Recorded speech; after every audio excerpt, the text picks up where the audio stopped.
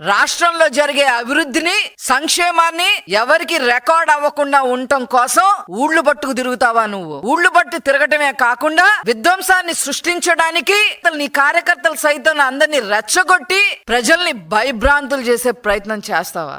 ఆ వీడియోలన్నీ ఈ రోజు ప్రజలకి తెలిసేలాగా ఆ వీడియోని కూడా ఈ రోజు నేను డిస్ప్లే చేయబోతున్నా. బీసీల గురించి మాట్లాడే హక్కు అసలు వైసీపీ పార్టీకి ఉందా?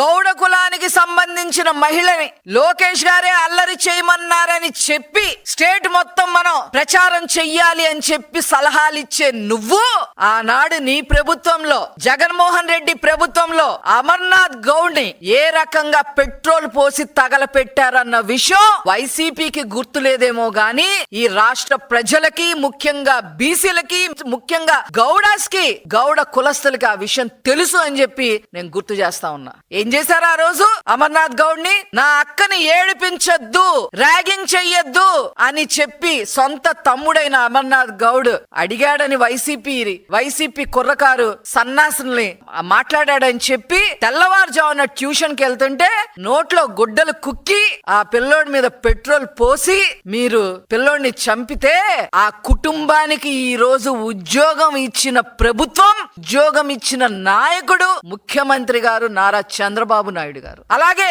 గౌడ కులస్తురాలైన గౌతు లచ్చన్న గారి మనమరాలు గౌతు శిరీషాని అక్రమ కేసులు బనాయించి తప్పుడు కేసులు కట్టడమే కాకుండా అక్రమ సంబంధాలు కూడా అంటగట్టి నైతికంగా గౌతు శిరీష గారిని ఏ రకంగా మీరు చేశారనే విషయం మొత్తం రాష్ట్ర ప్రజలకి, గౌడ కులస్తులకి అందరికీ తెలుసని ఈ సందర్భంగా నేను తెలియజేస్తాను. అంతేకాదు ఇతర బీసీ కులస్తుల్ని 300 మంది పైగా హత్యలు చేశారు, దుర్భాషలు ఆడారు, ఇష్టం వచ్చినట్టు నన్నే 4 తెగ్గొస్తామని చెప్పి బహిరంగంగా మాట్లాడాడు మీ వైసీపీ ప్రభుత్వంలో ఒక సన్నాసి. లోకల్ బాడీస్ లో బీసీలు లీడర్లు అవ్వకూడదని చెప్పి చంద్రబాబు నాయుడు గారు ప్రవేశపెట్టిన 34% రిజర్వేషన్ ని తగ్గించేసి 16,800 మందిని బీసీ లీడర్లుగా ఎదగకుండా చేసిన నాయకుడు జగన్మోహన్ రెడ్డి. మీకు అసలు ఈ రోజు బీసీల గురించి మాట్లాడే అర్హత ఎక్కడుంది?